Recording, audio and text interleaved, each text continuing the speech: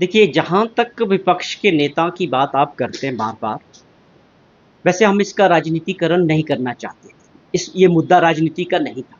ये दुर्भाग्यपूर्ण था कि विमल नेगी जी की जिन परिस्थितियों में मौत हुई, हमें इसमें पूरी संवेदना उनके प्रति, उनके परिवार के प्रति थी। दुर्भाग्यपूर्ण भाजपा को ये एक राजनीतिक मुद्दा समझ है।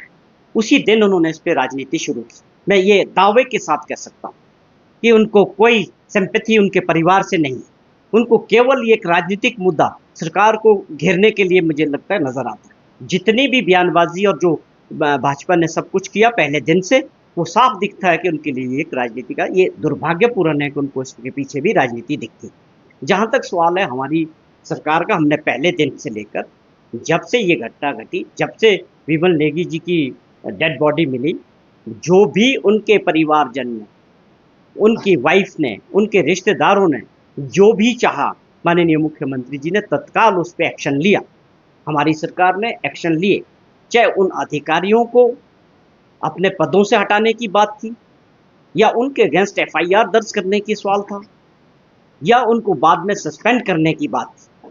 किसी भी मुद्दे पर जो भी उस परिवार से, उनके लोगों से जो भी मांग माननीय मुख्यमंत्री जी से की गई, हमने उस के ऊपर तत्काल फैसले लिए। उसके बाद एसआईटी बनाने की बात की जाए, या आईएएस ऑफिसर की अध्यक्षता में एक सिंगल मैन कमेटी की बात की जाए, क्योंकि इसका कारण क्या, सरकार की मंशा साफ थी, मुख्यमंत्री जी की मंशा साफ थी कि हम भी चाहते हैं कि इस आत्महत्या के पीछे अगर कोई कारण है तो वो हम भी जानना चाहते हैं, उनके परिवार को भी पता होना चाहिए और प्रदेश की जनता भी जानना चाहिए। हमारे तो प्रयास बड़े साफ थे। हमने बहुत शॉर्ट टाइम में बहुत सारी इसमें काम किया, लेकिन उसके बाद जो परिस्थितियां बनी, माननीय हाई कोर्ट ने जो फैसला किया, वो हमने इसको एक्सेप्ट किया है। तो विपक्ष को सिर्फ अपनी राजनीतिक रोटियां सेकने के लिए, कांग्रेस को कोसने के लिए, या माननीय मुख्यमंत्री जी को टारगेट करने का जो प्रयास लगातार विपक्ष के नेता करते हैं, उनको छवि को खराब करने के लिए जो प्रयास किया जा रहा है, वो बार बार उनका फेल होता है। उसका कारण है वो एक सोच के साथ, ईमानदारी के साथ माननीय मुख्यमंत्री जी प्रदेश के लिए काम करना चाहते हैं। जब आप थोड़ा लीक्स के हट से काम करते हो, उसमें थोड़ी मुश्किलातें जरूर आती हैं, उसका विरोध भी होता है। मैं समझता हूं कि आने वाले समय में जो फैसले हमारी सरकार कर रही है, इनके अच्छे परिणाम आएंगे। और विपक्ष को भी मैं समझता हूं अभी समझने की आवश्यकता है कि जनहित के मुद्दों पे बात करें, प्रदेश की जनता से जो जुड़े हुए मुद्दे उन पे बात करें, उन पे सुझाव दें। हम सब की सामूहिक जिम्मेवारी है कि प्रदेश की जो आर्थिक स्थिति है उसको मजबूत करने की जिम्मेवारी केवल उनकी नहीं जो सरकार में बैठे, जो विपक्ष में भी बैठे, उनके सुझाव होने चाहिए कि हम मिलजुल के जो है प्रदेश के हितों की लड़ाई, चाहे वो भारत सरकार के सामने लड़नी है, चाहे कोई और कोई सुझाव है, वो आने चाहिए। मैं फिर से आप लोगों के माध्यम से विपक्ष के नेताओं से आग्रह करता हूं कि अपनी राजनीतिक सोच से, छोटे स्वार्थ से उठकर प्रदेश के हित में कुछ सुझाव सरकार को दें, कुछ अच्छे कदम उठाएं, और सरकार के साथ मिलकर भारत सरकार के साथ चलें कि हमें जो स्पेशल पैकेज की बात है, हमारे जो ड्यूज है, उनको दिलाने के लिए आपकी क्या राय है, इस पे काम करने की आवश्यकता है। इस बार आप समझें कि वो 21 तारीख को शिमला से दिल्ली गए थे दोपहर को, तो आप 22, 23 और 24 को मुख्यमंत्री जी ने दिल्ली के अंदर तीनों दिन, आप समझें कि काफ़ी इम्पोर्टेंट मिनिस्ट्रीज में सब जगह कैबिनेट मिनिस्टर्स के साथ उन्होंने मुलाकात की और मीटिंग भी की। और उसके अलावा जो आपकी नीति आयोग की मीटिंग थी 24 तारीख को, उसमें पार्टिसिपेट किया, जिसमें पूरे देश के हर राज्य से मुख्यमंत्री थे और देश के प्रधानमंत्री जी थे। और 16th जो फाइनेंस कमीशन है, उनके साथ भी मुलाकात की।